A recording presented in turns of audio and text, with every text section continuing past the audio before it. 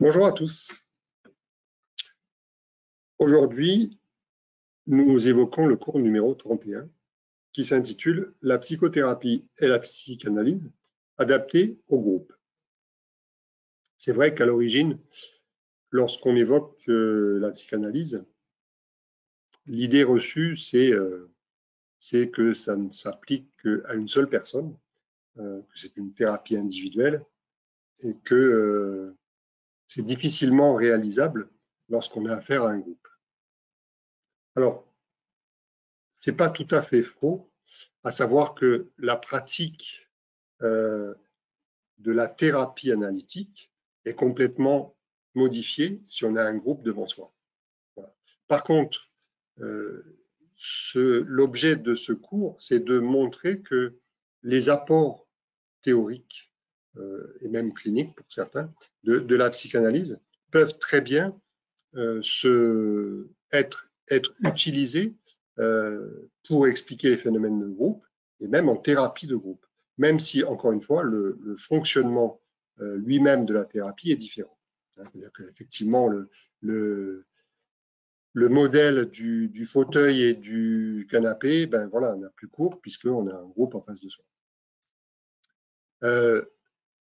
Et donc, le fonctionnement groupal peut très très bien s'expliquer à l'aide de la psychanalyse. Notamment le fait que tout individu qui rentre dans un groupe ou en fait partie a un fonctionnement qui est tout à fait explicable par la psychanalyse.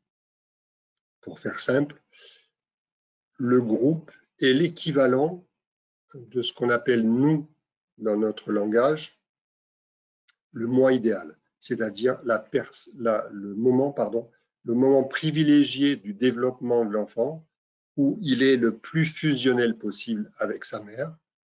Et donc, ce moment laisse un souvenir, entre guillemets, parce que pas au sens classique du mot, mais en tout cas, laisse quelque chose d'impérissable au niveau du psychisme. Et chacun de nous essaye, tout au long de sa vie, de se rapprocher le plus possible de ces conditions-là qui étaient idylliques pour lui. Et le groupe est la matérialisation de cette recherche permanente, en fait, de la maman. On peut citer deux petits exemples. Un groupe fonctionne toujours mieux lorsqu'il est réuni autour d'une table ronde qu'autour d'une table carrée. Pourquoi? Parce que la rondeur, c'est le féminin, c'est la douceur et c'est l'évocation, en fait, très symbolique, mais quand même, de tous les bienfaits de la maman. Voilà pour aujourd'hui. Merci bien. À bientôt.